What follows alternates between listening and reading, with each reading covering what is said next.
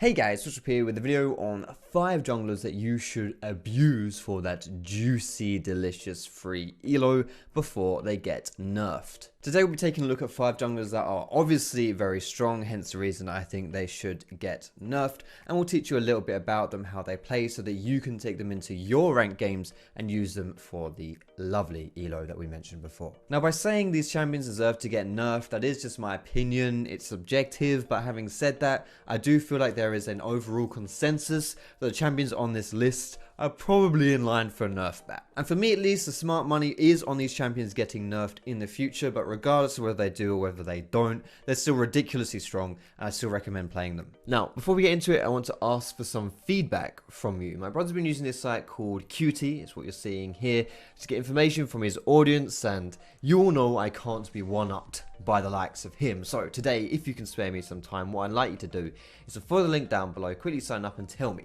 what are you playing right now? Who do you think should be nerfed? And what champion do you want to see me play in an upcoming video? I'll be featuring some of the comments you leave on Qt in that upcoming video, and I'll also give away some RP for 3 different random commenters as well, just to sweeten it a little bit for you. Now, let's move on to the stuff that you came here for. The first jungler we want to talk about today is going to be Rengar. We're starting here today with most likely the most obvious choice for this list. I think most of you guys saw this one coming.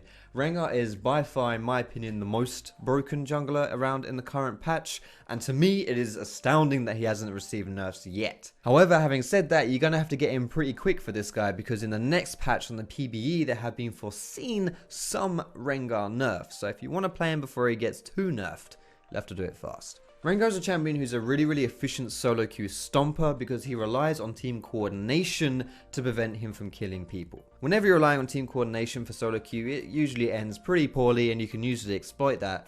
And in Rengar's case, it means you can find squishies by themselves, even though they can see you coming nowadays because they get those eyes above their head. Firstly, some people don't even realize, and secondly, sometimes they just can't stop you. Like, if you use your ultimate smartly and you're not trying to run someone down from miles away and give them loads of preparation, then you can ult someone who's not too far away and still run into them before they can actually get to safety. Because here's the thing with Rengar, right, is you need to have some kind of like foresight to prevent him from killing you if you're by yourself, and people don't react to the possibility of Rengar killing them until they've got those eyes above their head. And like I said earlier, if you position yourself correctly and you don't use your ultimate too early, don't give them too much of a warning, those eyes above their head won't be enough to save them. And here I am talking about how easy it is for you to catch people out of position and kill them. The best thing about this is that you don't even build much damage on Rengar. Like, you get a little bit of damage, you get your Warrior Enchant, and often you get Black Cleaver as well. But outside of that, you just build full tank and you still one-shot people. It's disgusting how much damage you do. And of course, if you really do something stupid, you have that get out of jail free card with your Empowered W, meaning you're immune to CC. And this is the thing that's getting touched next patch with the Rengar nerfs. If the PvE nerfs do go through, they're changing your W so that this doesn't happen anymore. But still, absolutely disgusting solo queue champion. Before level 6, he's not so hot, but he's not like really weak or anything like that. For example, if you find most people in a 1v1 situation, you'll probably still win, you'll probably still beat them quite handily, but your ganks can be a little bit off because it's kind of hard to get onto people if you haven't learned your ultimate yet. The next jungler we'll be talking about for this list will be kha'zix. This is a champion whose pick rate is far higher in higher elo than lower elo, which means he gets played more the higher up you go in the ratings, but his win rate isn't that much higher. This means that even though he's not as popular in low elo, he's still really good. Now, you may be wondering why I think kha'zix needs a nerf when he's been in the same spot really ever since his rework, and he hasn't deserved a nerf in the past until now. To that, I say that kha'zix has benefited quite heavily from quite a few indirect changes. The first of which is that other junglers, especially ones that were strong in the early game like Lee Sin,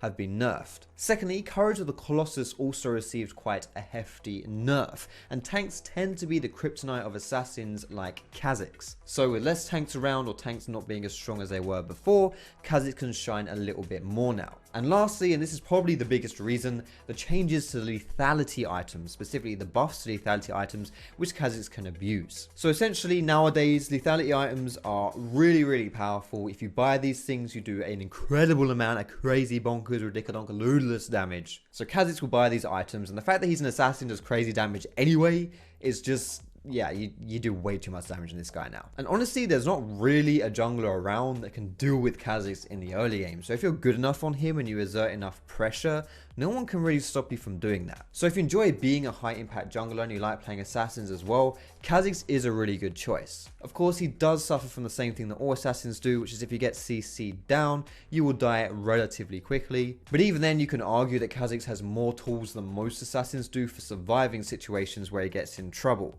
Specifically with his ultimate where he can disappear for quite a long time, it makes it a little bit hard to focus him down. When you first pick up kha'zix, you will probably struggle to see your opportunities to jump in and kill targets. You'll probably struggle to not just jump in, get focused down and instantly die. But once you get a little bit better on him, those windows become a little more clearer for you. You'll see how strong he is. Next up, the third jungler for this list. It's my Season 1, Season 2 sweetheart. The reason why some of you guys subbed to me in the very beginning when I started my channel all those years ago, it's Shaco. Similar to kha'zix, Shaco is another champion who received a mini rework at the end of Season 6. And again, similar to kha'zix, he's another person who benefits heavily from the new lethality builds. I actually just released a video about the lethality Shaco build, and let me tell you, if you ain't seen it yet, if you go and take a look at it, you'll see I do ridiculous amounts of damage. Here's the thing as well though, even before this patch, Shaco was arguably one of the strongest junglers around. Like in Challenger, Shaco was actually banned fairly frequently. Like people really did not like playing against this guy. And this is a champion who, historically speaking,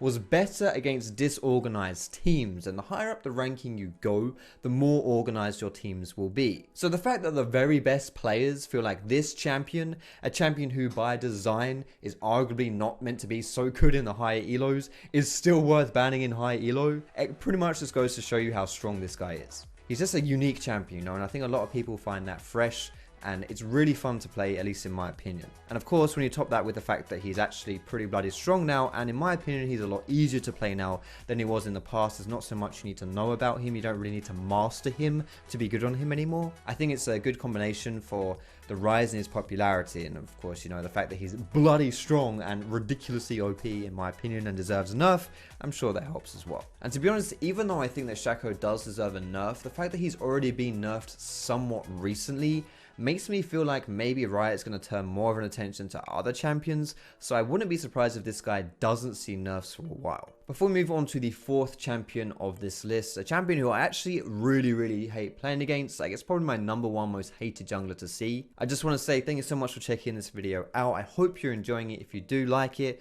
don't forget the cheeky thumbs up. Don't forget to sub to me for more League of Legends videos like this one. But anyway, champion number 4 here, the Peter Crouch tree, Ivern. This guy's a really interesting case to cover because he is an exceptionally unique champion. There's like no other champion in the game that plays like Ivern does, and it's really cool because he's more of a support than a jungler, but support junglers haven't been a thing for like 3 or 4 years. Like junglers always play some kind of supporty-ish role to an extent, like they're never meant to be hard carries in the same way that solo laners are, just because they don't get as much gold, don't get as many levels. But Ivern is genuinely a support. Like he's not a supporty kind of jungler, he's just a support in the jungle. Now most people don't enjoy playing support, and that would explain why Ivern has such a really low play rate, despite the fact that he's the #1 champion as far as win rates go in the jungle, and the fact that he doesn't get banned much either. So he's on the table, people just aren't picking him. But people don't like support, people don't like the support playstyle, they don't like feeling like they're not directly winning the game. So if that's not your kind of thing, if you find yourself more gravitating to like the Shacos and the kha'zix of this list, then I understand. But if you just want free elo, then I definitely recommend this guy. But yeah, Ivern is a very simple champion to play once you've got down like the jungle roots and that kind of weird uniqueness about him. But if you like a more utility focused playstyle, protecting your team more, that kind of stuff,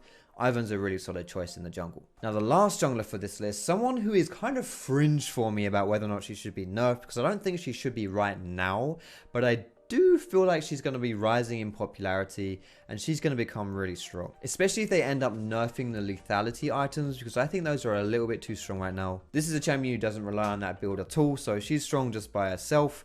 it's Evelyn. Now, if you guys have been paying attention to stuff that's been happening around me, you'll know that I got coached by LS a few weeks back. One of the things that came out of that coaching session was that I was going to play more Eve and use her as one of my main champions for climbing. Eve is a very simple champion to play mechanically, very effective champion to play, and very good in the early game. She also abuses the disorganization of teams in solo queue like a lot of the champions on this list do, because she's a stealth champion. It takes more effort to see her, more effort to scout around to know where she is and to play around her. Having said that, she was recently picked in the LCS and did really well, so it's not like she's just a solo queue champion. She's a very solid champion all round. Now sadly, I myself never really glued onto Eve. I never found her particularly entertaining to play, so she's not in my champion pool, but she's in a crap ton of Korean champion pools. In high elo, Eve is a very popular jungler, and she's a very effective jungler as well. So I would strongly recommend playing her, and on top of that as well, she's the only AP champion on this list,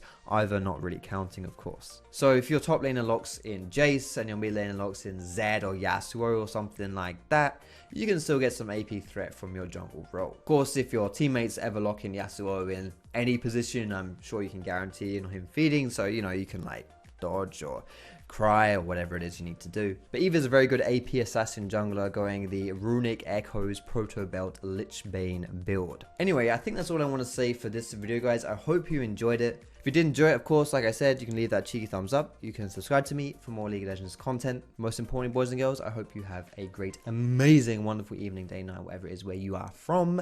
Thanks a lot for watching, and I will see you in my next video.